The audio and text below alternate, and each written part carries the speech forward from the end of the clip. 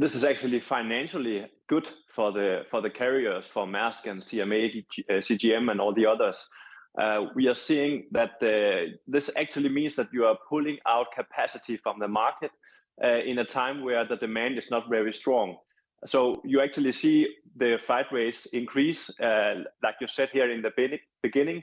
They are exploding at the moment, not comparable to the last couple of years, but they are increasing significantly, and they will be increasing more than whatever the cost will be to sail around Africa.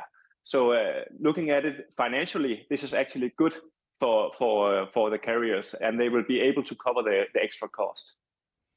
I want to look at the consumers here, because you've been very clear on what this means for the companies. But can you also outline, and I'm aware that you're covering Maersk specifically, but could you just outline perhaps for us, what could this mean for consumers all over the world? First and foremost, this will mean longer transit times. It will mean that the reliability of the carriers will decrease again, and you will not be able to predict when your goods will arrive. That's the first thing. The next thing is obviously that the freight rates have increased, and as you mentioned, it could push the inflation up, depending obviously of how long this will go on. So first and foremost, this will mean longer transit times, worsening of reliability, but also potential increase in prices. I also would like to ask you about the outlook, because obviously during the pandemic we saw severe interferences with supply chains. How do you see the months ahead, given these latest tensions in the Middle East? What does this mean for the outlook for companies such as Maersk?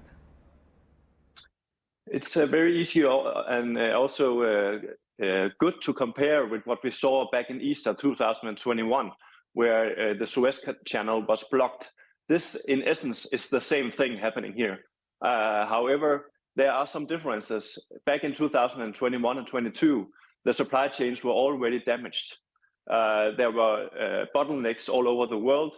The freight rates have already increased. There were strong demand, and there were not enough ships on the waters. Now the situation is turned around.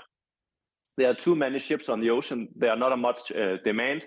There are no bottlenecks, and the freight rates were initially much lower. So the carriers will be able to handle this much better than they did back in 2021.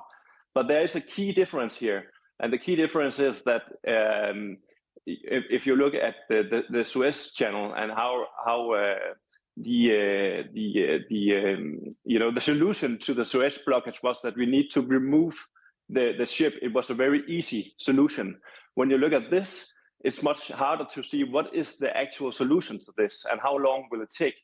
So this could potentially take much longer, already has taken much longer. The blockage of Suez took around 6 days, and this could potentially take weeks or potentially months. And the potential damage to the supply chain could be severe and significant. Mikkel Emil, good morning to you. Is the biggest loser here Asia? And I just asked that because you have both the Panama Canal struggling because of, a record-breaking lack of rain in that area, so not easy to pass through there. Then you have the Red Sea effectively closed off in this manner as well. Taking this longer route, does that affect Asia the most? I mean, we've discussed consumers, yes, the shipping companies themselves, but what about Asia? I mean, they struggle the most by the seams of it here.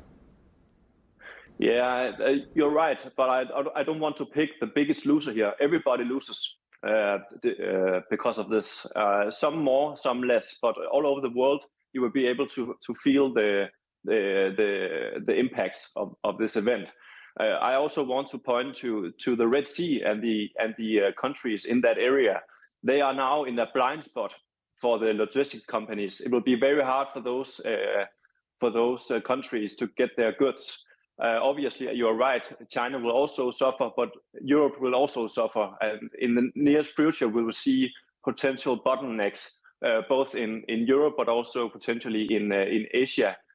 Also going forward to the Chinese New Year, where you typically see a peak season going into the weeks before that. So we are looking into a situation here where we will get stronger demand, but also lower capacity, and that will increase prices further.